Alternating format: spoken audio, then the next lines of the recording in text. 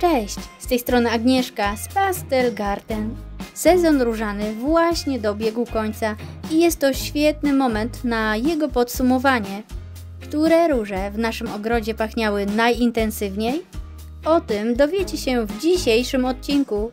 Przygotuj sobie coś dobrego do picia i zapraszam do oglądania.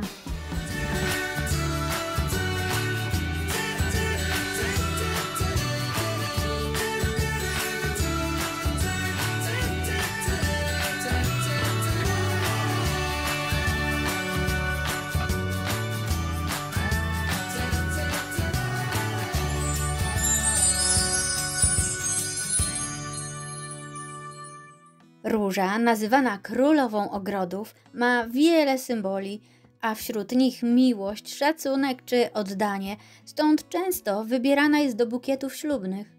Jej olejki eteryczne są bardzo cenne i chętnie wykorzystywane nie tylko w perfumerii, ale i w kosmetyce. Ponadto wśród róż są również odmiany jadalne, z których można przygotować pyszne powidła. A przede wszystkim jest ona niezwykłą ozdobą wielu rabat, stąd chętnie zapraszamy ją do ogrodu. Najlepszym momentem na sadzenie róż z gołym korzeniem jest jesień, o czym mówiłam w ostatnim odcinku, do którego serdecznie zapraszam. I to właśnie jesienią najczęściej szukamy różanych inspiracji. A jeżeli mamy mały ogród lub po prostu niewiele wolnego miejsca, to wybór najlepszej róży do ogrodu jest niezwykle trudny i tu z pomocą przychodzą nam różne rankingi. Kategorii jest wiele, na przykład najlepsza róża jadalna czy najwyższa róża pnąca, a ja dzisiaj przygotowałam dla Was zestawienie 8 najpiękniej pachnących róż w naszym ogrodzie. Zanim jednak przejdę do szczegółów, zachęcam Was do subskrypcji, bo na tym kanale znajdziecie mnóstwo ogrodowych inspiracji, ciekawostek na temat roślin oraz trików ogrodowych, które z pewnością Wam się przydadzą. A jeżeli wciśniecie dzwoneczek, YouTube powiadomi Was za każdym razem, kiedy pojawi się tu mój nowy film. W naszym ogrodzie na tę chwilę rośnie 85 krzewów róż i wybór moich ulubionych odmian wcale nie jest taki prosty, bo jedne kwitną bardziej obficie, ale w ogóle nie pachną, a inne kwitną znacznie krócej, za to ich zapach jest niezwykle czarujący. Właśnie dlatego postanowiłam wybrać moje różane faworytki z podziałem na kategorie. Jeżeli lubicie przechadzać się rabatami, które czarują swoim zapachem, to przedstawiam Wam 8 najbardziej pachnących róż w naszym ogrodzie. Numer 8 to Princess Alexandra of Kent. Jest to róża angielska wyselekcjonowana przez Davida Austina w 2007 roku. Nazwana została na cześć księżniczki Aleksandry, która znana była z działalności charytatywnej oraz ogromnej miłości do ogrodów. Różowe kwiaty o średnicy 10 cm są bogato wypełnione i kształtem przypominają filiżankę ze spodeczkiem. Co ciekawe, jej zapach na myśl przywodzi również herbatę, taką z dodatkiem cytryny i czarnej porzeczki. Krzew dorasta do około 110 cm. U nas w tym roku kwitła 3 razy i był to jej debiut w naszym ogrodzie. Warto dodać, że część zysków ze sprzedaży Princess Alexandra of Kent przekazywana jest na cele dobroczynne. Numer 7 to róża rabatowa Carmen Wurt. Swoje imię dostała na cześć założycielki fundacji, która wspiera społeczną integrację osób niepełnosprawnych. Odmiana została wyselekcjonowana w 2018 roku przez firmę Cordes i Synowie i należy do serii Parfuma. Pokrój krzewu jest zwarty i nie przekracza 1 metra wysokości i 50 cm szerokości, zatem by uzyskać ciekawy efekt, polecam posadzić obok siebie przynajmniej 2 krzewy. Cechą charakterystyczną tej odmiany jest oryginalny kolor kwiatów. Ich średnica wynosi 8 cm. Początkowo pączki są w bardzo intensywnym fuksjowym odcieniu, a następnie zmieniają się w ciemny róż, by ostatecznie przyjąć liliowo-różową barwę. Najciekawszy jednak w tej odmianie jest jej niesamowicie bogaty i piękny zapach. Jest to mieszanka różano-owocowa, bowiem wyczujecie w niej liczy, jabłko, różę, geranium i paczułkę. Jeżeli nie przeszkadza Wam zmienność jej kolorów, to bardzo ją polecam. Warto dodać, że jest ona posiadaczką certyfikatu ADR i genetycznie połączona z odmianą Königin Marie, o której opowiem już za chwilkę, a tymczasem miejsce numer 6. Rose de Rest.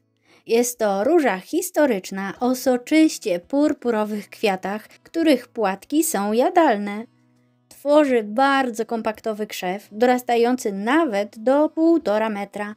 Wymaga jednak wiosennego cięcia na wysokości około 20 cm. Jej nazwa pochodzi od miejscowości, z której przywiozła ją w 1940 roku podróżniczka i właścicielka szkółki różanej Nancy Lindsay. Mowa o miejscowości Resht, leżącej w obecnym Iranie. Zapach tej odmiany wyczuwalny jest już z kilku metrów, pachnie przepięknie i niezwykle intensywnie. Gdyby jej kwiaty były bardziej trwałe, to z pewnością zajęłaby wyższą pozycję w moim rankingu, bo dłużej mogłabym cieszyć się jej zapachem. Miejsce 5. zajmuje Gertrude Jekyll, inaczej nazywana Ausboard. Jest to róża angielska wyselekcjonowana w 1986 roku przez Davida Austina. Nazwana została na cześć malarki i artystki, która jako jedna z pierwszych kobiet została projektantką ogrodów. Choć teoretycznie dorasta do około 120 cm wysokości i około 90 cm szerokości, to po pierwszym kwitnieniu, które zazwyczaj jest w pierwszej połowie czerwca, wypuszcza bardzo długie, prawie metrowe pędy, stąd często prowadzona jest jako niska róża pnąca. Jej kwiaty mają przepiękny, cukierkowy odcień różu i to właśnie ze względu na ich barwę kupiłam ją ubiegłej jesieni.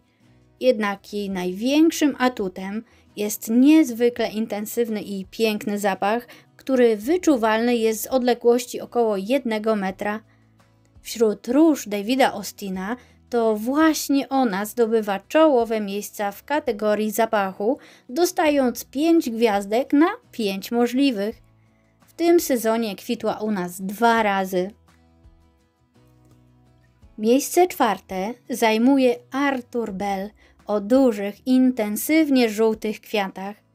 Odmiana ta powstała w 1965 roku, a jej hodowcą był McGrady. Teoretycznie krzew osiąga wysokość około 1 metra, jednak w sprzyjających warunkach dorasta do około 1,30 m, a przy tym jego pędy są sztywne i wyprostowane. Nazwa odmiany pochodzi od angielskiego franciszkanina, który mimo iż pochodził z bogatej prawniczej rodziny, postanowił być męczennikiem. Został on aresztowany i skazany na śmierć w Anglii w czasie prześladowań katolików. Jej intensywny kolor jest jak słoneczko, które rozwesela każdą rabatę, nawet w pochmurny dzień. Warto dodać, że jest to odmiana, która świetnie odnajduje się również na stanowisku płócienistym. Zapach tej róży jest bardzo intensywny, owocowy i wyczuwalny nawet z kilku metrów. Choć kwiaty nie są trwałe, to róża kwitnie 3 długimi falami, produkując wiele nowych kwiatów, co pozwala cieszyć się jej zapachem przez długi czas. Miejsce 3. zajmuje Königin Marie o bajecznym zapachu kwiatów, takim, jakiego nigdy wcześniej nie spotkałam. Ale zacznijmy od początku. Odmiana ta jest bardzo młoda, bo została wyhodowana w 2020 roku przez firmę Cordes i Synowie i należy do serii Parfuma. Jej nazwa pochodzi oczywiście od królowej Marii, ale której?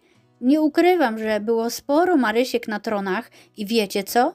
Wysłałam to pytanie bezpośrednio do firmy Cordes, która wyhodowała i nadała jej to imię i oto odpowiedź. Róża otrzymała imię po królowej Marii z Hanoweru, żyjącej w latach 1818-1907. Z ciekawostek mogę powiedzieć, że w 1857 roku otrzymała ona od swojego niewidomego męża, króla Jerzego V z Hanoweru, Château de Marienburg, który dzisiaj znany jest jako Zamek Krzyżacki w Malborku. Ot taki prezencik. Wracając jednak do tematu róży, odmiana ta jest jaśniejszą i bardziej różową mutacją od Carmenwurst i również posiada certyfikat ADR. Pokrój krzewu jest zwarty i dorasta do około 1 metra wysokości i 60 cm szerokości. Aby efekt był ciekawszy, polecam oczywiście posadzić obok siebie przynajmniej 2 krzewy tej odmiany. Średnica kwiatów wynosi około 8 cm, a ich kolor opisałabym jako chłodny odcień jasnego różu wpadający w liliowy. Największym atutem tej odmiany jest niesamowicie piękny zapach. Opisywany jest jako owocowy i pachnie bardzo świeżo, cytrusowo, a jednocześnie wyczujecie w nim typowy zapach róż. Po prostu bajecznie. Wydaje mi się, że pachnie podobnie do Carmenwurst, ale bardziej intensywnie, a swoją zapachową kumulację ma w godzinach południowych i wieczornych. Dlatego polecam sadzić tę odmianę blisko miejsc, w których lubicie spędzać czas. Miejsce drugie to niezwykle pięknie i intensywnie pachnąca róża pnąca, historyczna Souvenir du Docteur Juma, co oznacza wspomnienie doktora Juma. Odmiana ta jest bardzo stara, bowiem została wyhodowana w 1865 roku przez François Lacharme i nosi tę nazwę na cześć francuskiego hodowcy róż Hippolyta Jama. Róża ta trafiła do nas jako pomyłka. Kiedy zobaczyłam jej ciemne pączki, od razu pomyślałam, nie, ta róża nie jest z mojej bajki, ale kiedy poczułam jej zapach, wiedziałam, że zostaje w naszym ogrodzie. Dorasta do około 3 metrów wysokości i co ciekawe, prawie w ogóle nie ma kolców. Jej kwiaty wyglądają jak z aksamitu o bardzo ciekawej barwie, bo w zależności od kąta padania światła czasami jest bardziej bordowa, a czasami bardziej fioletowa. Całość wygląda bardzo szlachetnie i elegancko. Róża ta preferuje stanowisko półcieniste, co szczerze mówiąc bardzo mi odpowiada, bo dzięki temu moja pergola jest kolorowa i pachnąca nawet w zacienionych miejscach. Zatem jeżeli szukacie róży pnącej o trwałych kwiatach, powtarzających kwitnienie, która sprawi, że nawet w zakątkach półcienistych będzie roztaczał się piękny i intensywny zapach, to ta odmiana jest właśnie dla Was. I choć pachnie najmocniej ze wszystkich róż w naszym ogrodzie, to miejsce pierwsze zdobywa róża wielkokwiatowa, która pachnie bardzo pięknie i intensywnie i często powtarza kwitnienie, stąd jej cudowny owocowy zapach roztacza się wokół niej od czerwca do października niemal nieustannie. A różą tą jest Grossherzogin Louise. Odmiana ta ma w sobie czar, zapach i romantyczny charakter budowy kwiatów niczym róża angielska. Z drugiej strony ma zdrowotność, witalność i siłę róży niemieckiej i to właśnie w Niemczech została wyhodowana, a jej twórcą jest firma Cordes i Synowie, która przedstawiła ją światu w 2017 roku. Została ona nazwana na cześć wielkiej księżniczki Prus, Luizy, która później została wielką księżną Baden. Róża Grossherzogin Louise należy do serii Parfuma. Krzew ma kompaktową budowę, dorasta do około 1,20 m wysokości i 60 cm szerokości. Kwiaty tej odmiany są duże, o średnicy około 10 cm i bardzo bogato wypełnione. Są one w jaśniutkim, pastelowo-morelowym kolorze i bardzo długo rozwijają się z pączka aż do pełnego kwiatu. Dzięki temu każdego dnia wygląda inaczej i szczerze mówiąc, choć nie jest różowa, to nie wyobrażam sobie mojego ogrodu bez Grossherzogin Louise. Jest ona moją absolutną faworytką. I to była moja 8 najpiękniej pachnących róż w naszym ogrodzie. Nie ukrywam, że w tym roku posadziłam jeszcze kilka innych pachnących odmian, ale jest jeszcze za szybko, bym mogła je ocenić. Podejrzewam jednak, że w przyszłym roku mogą one nieco namieszać w tym rankingu.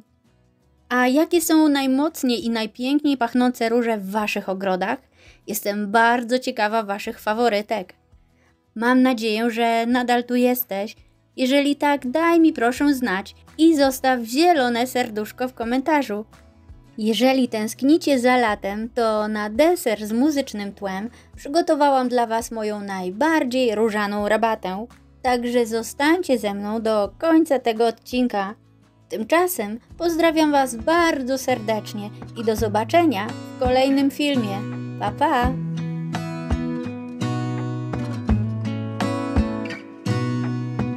Gonna stay in this moment. Gonna lay here on the grass.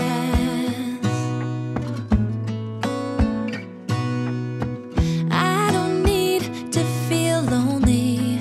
I am finally home at last.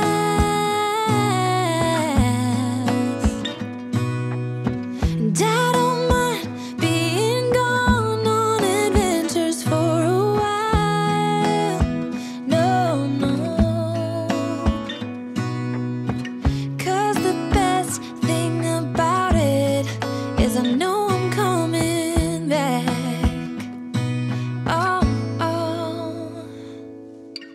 Of all the magic places in the world I've been to, this is where my heart is. Oh, you know it's true. No matter where I go, I'm coming home to you. Been walking down the street so many times, my feet know every brick and stone. Could wear a blindfold. No matter what I do, I'm coming home to you. And I don't know why, don't know why, don't know why I'm always feeling homesick. Oh, all I know, all I know, all I know is this is where my heart is. Oh, I have seen many places where the beauty never ends. Different cities, friendly faces, and perhaps I'm going back. But I don't have to be chasing every dream that I have. Oh, no. 'Cause the thing is, I've got more love here than I can bear. Ooh. Of all the magic places in the world I've been to, this is where my heart is. Oh, you know it's true. No matter where I go, I'm coming home to you. Been walking down the street so many times, my feet know every brick and stone. Could wear a blindfold. No matter what I do, I'm coming home to you. And I don't know why, don't know why, don't know why I'm always feeling homesick. Oh, all I know, all I know, all I know is this is where my heart is. Oh,